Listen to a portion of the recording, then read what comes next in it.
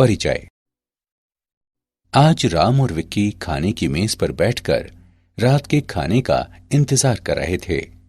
राम ने विक्की से उसे जूस का बर्तन देने को कहा, लेकिन गलती से विक्की का हाथ कुछ बर्तनों पर लग गया, जिससे वे जमीन पर गिर गए। उनमें से कुछ बर्तन टूट गए और जबकि कुछ पहले की भांति ही रहे। तब विक्की ने राम से पूछा कि कांच के बर्तन क्यों टूट गए, जबकि स्टील के बर्तनों पर कोई प्रभाव नहीं पड़ा? ऐसा क्यों? राम ने उत्तर दिया कि ऐसा ठोसों के गुणों के कारण है। कांच भुरभुरा होता है, जबकि स्टील नहीं। प्रत्येक वस्तु के अपने स्वयं के यांत्रिक गुण होते हैं। छात्रों, तुम निश्चित रूप से इसके बारे में और अधिक जानना चाहोगे, तो आओ ठोसों के यांत्रिक गुणों के विषय में और चर्चा करते हैं। उद्देश्य। इस पाठ के अंत में आप निम्न करने में सक्षम हो जाएंगे। ठोसों की परिभाषा, प्रत्यास्थ पिंड एवं प्लास्टिक पिंड के विषय में जानना, ठोसों के प्रत्यास्थ व्यवहार को समझना, प्रतिबल तथा विकृति को परिभाषित करना, हुक के नियम को परिभाषित करना, प्रतिबल एवं विकृति वक्र का विश्लेषण करना, प्रत्यास्थता गुणांक, पोआसों अनुपात की गणना, द्रव्यों के प्रत्यास्थ व्यवहार के अनुप्रयोग। परिभाषा। ठोस वस्तु की वह स्थिति होती है जिसमें उसके परमाणु या अणु बलपूर्वक आपस में बंधे होते हैं ताकि वे अपना आकार एवं आयतन बनाए रखें। ठोसों को दो भागों में बांटा जा सकता है। क्रिस्टलीय ठोस, ये वो ठोस होते हैं जिनमें अणु या परमाणु नियमित स्वरूप में व्यवस्थित होते हैं। अक्रिस्टलीय ठोस, ये वो ठोस होते हैं जिनमें अणु या परमाणु अनियमित स्वरूप में व्यवस्थित होते हैं। इन ठोसों को ग्लासी ठोस भी कहा जाता है। प्रत्यास्थ पिंड एवं प्लास्टिक पिंड। कोई पिंड जो विरूपक बल को हटाने पर प्रत्यास्थ सीमा के भीतर अपनी प्रारंभिक आकृति एवं आकार को पुनः प्राप्त कर लेता है, प्रत्यास्थ पिंड कहलाता है। प्रत्यास्थता किसी वस्तु का वो गुण होता है जिसके कारण वो विरूपक बल को हटाने के बाद अपनी प्रारंभिक आकृति एवं आकार को पुनः प्राप्त कर लेता है। कोई पिंड जो विरूपक बल के हटाने के बाद अपनी प्रारंभिक आकृति एवं आकार को पुनः प्राप्त नहीं कर पाता, प्लास्टिक पिंड कहलाता है। ठोसों का प्रत्यास्थ व्यवहार। किसी ठोस में प्रत्येक परमाणु या अणु पास वाले परमाणुओं या अणुओं से घिरा होता है। जब किसी ठोस का विरूपण किया जाता है तो अंतर परमाणु दूरी में परिवर्तन के कारण परमाणु अपनी साम्यावस्था से हट जाते हैं। जब विरूपण बल को हटा दिया जाता है तो अंतर परमाणु बल उन्हें उनकी वास्तविक स्थिति की ओर वापस ले आते हैं। इस प्रकार पिंड अपनी प्रारंभिक आकृति एवं आकार को पुनः प्राप्त कर लेता है। प्रतिबल। जब बाह्य बल द्वारा पिंड का विरूपण किया जाता है तो एकांक क्षेत्रफल पर लगने वाले प्रत्यानयन बल को प्रतिबल कहते हैं। प्रतिबल बराबर प्रत्यानयन बल बटे क्षेत्रफल। प्रतिबल का एसआई मात्रक न्यूटन मीटर होता है। प्रतिबल दो प्रकार के होते हैं, अभिलंब प्रतिबल और तनन प्रतिबल। अभिलंब प्रतिबल, इसका आशय पिंड के पृष्ठ के लंबवत कार्य करने वाले प्रति इकाई क्षेत्रफल विरूपक बल से है। अभिलंब प्रतिबल दो प्रकार के होते हैं। तनन प्रतिबल, जब प्रयुक्त बल की दिशा में पिंड की लंबाई में बढ़ोतरी हो जाती है। संपीडक प्रतिबल, जब प्रयुक्त बल की दिशा में पिंड की लंबाई में कमी हो जाती है। स्पर्श रेखीय प्रतिबल, इसका आशय पिंड के पृष्ठ के स्पर्श रेखीय कार्य करने वाले प्रति इकाई क्षेत्रफल विरूपक बल से है। विकृति। विकृति को पिंड के आयाम में परिवर्तन के पिंड के मूल आयाम से अनुपात के रूप में परिभाषित किया जाता है। इसकी इकाई व विमाएं नहीं होते। ये 3 प्रकार की होती है: अनुदैर्ध्य विकृति, आयतन विकृति तथा अपरूपण विकृति। अनुदैर्ध्य विकृति, इसे किसी विरूपक बल के प्रयुक्त किए जाने पर मूल लंबाई से लंबाई में बढ़ोतरी के अनुपात के रूप में परिभाषित किया जाता है। अनुदैर्ध्य विकृति बराबर डेल्टा एल बटे एल। आयतन विकृति, इसे किसी विरूपक बल के प्रयुक्त किए जाने पर मूल आयतन से आयतन में परिवर्तन के अनुपात के रूप में परिभाषित किया जाता है। आयतन विकृति बराबर माइनस डेल्टा वी बटे वी।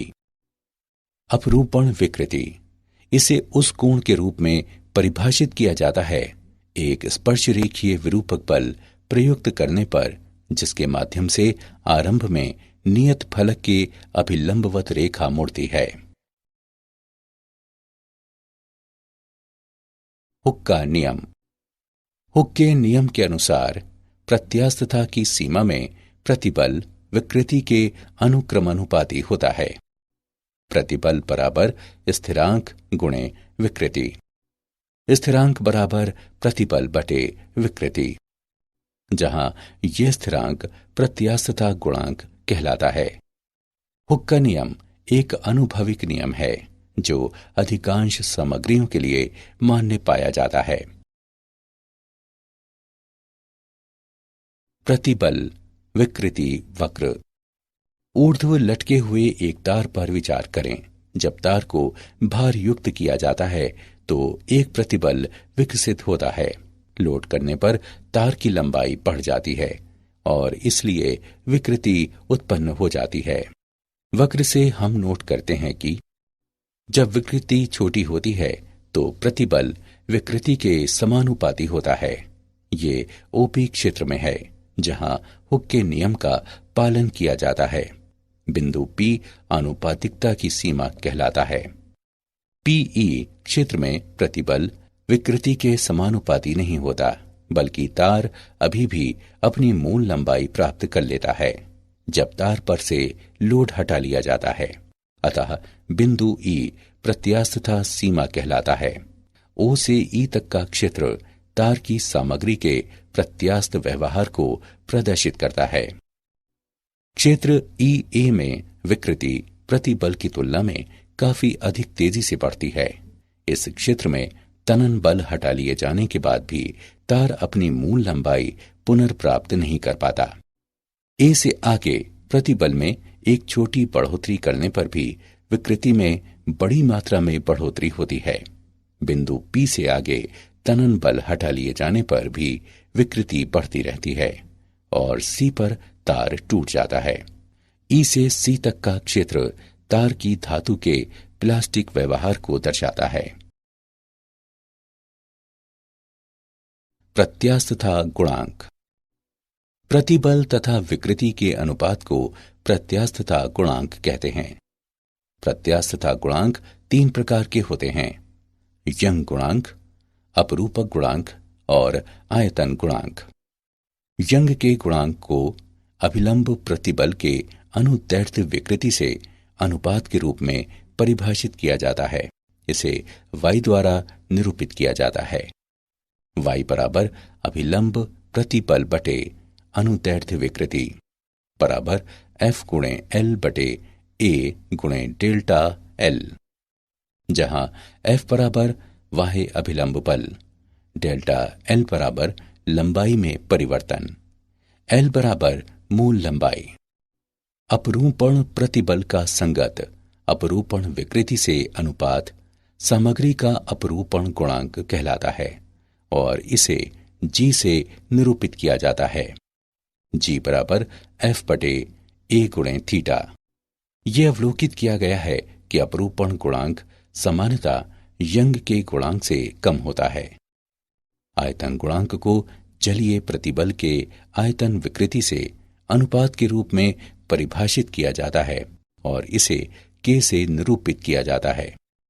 के बराबर अभिलंब प्रतिबल बटे आयतन विकृति। के बराबर एफ बटे ए बटे नेगेटिव डेल्टा वी बटे वी। आयतन गुणांक के व्युत्क्रम को संपीड्यता कहा जाता है। उदाहरण, चलिए प्रत्यास्थता गुणांक का एक उदाहरण देखते हैं। 7 सेंटीमीटर के एक रबर के घन की एक भुजा को स्थिर किया गया है, जबकि 200 केजी भार के बराबर एक स्पर्शरेखीय बल विपरीत फलक पर लगाया गया है। उत्पन्न अपरूपण विकृति तथा विकृत हुए फलक द्वारा तय की गई दूरी ज्ञात करें। रबर के लिए दिया गया दृढ़ता गुणांक 2 गुणे 10 की घात 7 डाइन प्रति सेंटीमीटर वर्ग है। आइए इसका हल देखें। दिए गए मान हैं एल बराबर 7 सेंटीमीटर तथा एफ बराबर 200 किलोग्राम फोर्स। एफ के मान डाइन में परिवर्तित करने पर हम पाते हैं कि एफ बराबर 200 गुणे 1000 गुणे 981 डाइन, ईटा 2 गुणे 10 की घात 7 डाइन प्रति सेंटीमीटर वर्ग के रूप में व्यक्त है। हम जानते हैं कि घन के फलक का क्षेत्रफल ए बराबर एल वर्ग। एल के मान उपरोक्त समीकरण में रखने पर हम पाते हैं कि ए बराबर 7 गुणे 7 सेंटीमीटर वर्ग बराबर 49 सेंटीमीटर वर्ग। हम जानते हैं कि ईटा एफ बटे ए थीटा के बराबर है। संगत मानों को रखते हुए हम थीटा के मान की गणना कर सकते हैं, जो बराबर 0.2 रेडियन है। अपरूपण विकृति डेल्टा एल बटे एल द्वारा व्यक्त है। डेल्टा एल बराबर 7 गुणे 0.2 सेंटीमीटर है। गणना करने पर हम पाते हैं कि डेल्टा एल का मान बराबर 1.4 सेंटीमीटर है। पॉइजन्स अनुपात। जब हम किसी तार को खींचते हैं तो ये लंबा लेकिन पतला हो जाता है। इसका अर्थ है कि इसकी लंबाई में बढ़ोतरी के साथ इसकी अनुप्रस्थ विमा में अवश्य कमी होती है। किसी दी गई सामग्री के लिए नियतांक पार्श्विक विकृति और अनुदैर्ध्य विकृति को पॉइजन्स अनुपात कहा जाता है। V बराबर एप्सिलॉन डैश बटे एप्सिलॉन। यहां V पॉइजन्स अनुपात है। द्रव्यों के प्रत्यास्थ व्यवहार के अनुप्रयोग। कुछ सामग्रियां विरूपक बल हटा लिए जाने के बाद अपना मूल स्वरूप फिर से प्राप्त कर लेती हैं। ये विलंब प्रत्यास्थ पश्च प्रभाव कहलाता है। सामान्यतः निलंबन क्वार्ट्ज के बनाए जाते हैं, जिनका प्रत्यास्थ पश्च प्रभाव अत्यंत कम होता है। मशीनों के धात्विक पुर्जों पर प्रत्यास्थता सीमा से अधिक प्रतिबल नहीं लगना चाहिए, अन्यथा वे विरूपित हो जाएंगे। रेलवे पटरी बीम की अनुप्रस्थ विमा अंग्रेजी के आई वर्ण की आकृति की होती है। इससे हल्केपन का लाभ मिलता है और फ्लैंज लोडिंग के कारण संपीडन और तनन को सहन करने में समर्थ होते हैं। किसी दिए गए भार को उठाने के लिए आवश्यक धात्विक रस्सी की मोटाई रस्सी की सामग्री की प्रत्यास्थता सीमा के ज्ञान तथा सुरक्षा कारक को ध्यान में रखते हुए तय की जाती है। किसी सामग्री का उपयोग करते समय यह सुनिश्चित किया जाता है कि कार्यशील प्रतिबल सदैव इसके ब्रेकिंग प्रतिबल से अधिक हो।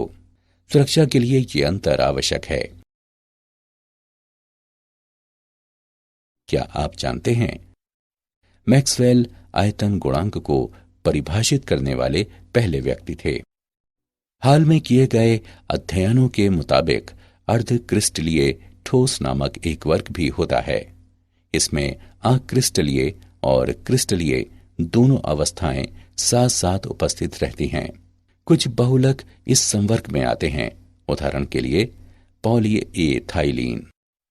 जब किसी पिंड को गर्म किया जाता है, लेकिन कुछ सीमाएं आरोपित करते हुए इसे फैलने से रोक दिया जाता है, तो आंतरिक बल उत्पन्न हो जाते हैं, जो तापीय प्रतिबल नामक प्रतिबल उत्पन्न करते हैं। सारांश। आइए हमने जो कुछ सीखा है उसे संक्षेप में दोहराएं।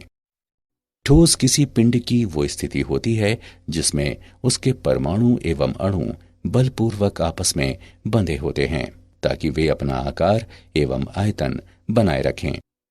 प्रत्यास्थता किसी पिंड का वो गुण होता है जिसके कारण प्रत्यारोपित बल को हटाने के बाद पिंड अपनी प्रारंभिक आकृति एवं आकार को पुनः प्राप्त कर लेता है।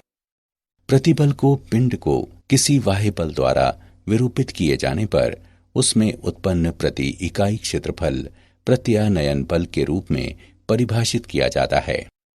विकृति को किसी पिंड की मूल विमाओं से पिंड की विमाओं में परिवर्तन के अनुपात के रूप में परिभाषित किया जाता है। हुक के नियम के अनुसार प्रत्यास्थता की सीमा में प्रतिबल विकृति के अनुक्रमानुपाती होता है। यंग का गुणांक अभिलंब प्रतिबल के अनुदैर्ध्य विकृति से अनुपात के रूप में परिभाषित किया जाता है। अपरूपण प्रतिबल का संगत अपरूपण विकृति से अनुपात सामग्री का अपरूपण गुणांक कहलाता है। आयतन गुणांक अभिलंब प्रतिबल के आयतन विकृति से अनुपात के रूप में परिभाषित किया जाता है। किसी दी गई सामग्री के लिए नियतांक पार्श्विक विकृति तथा अनुदैर्ध्य विकृति का अनुपात पॉइंसा अनुपात के रूप में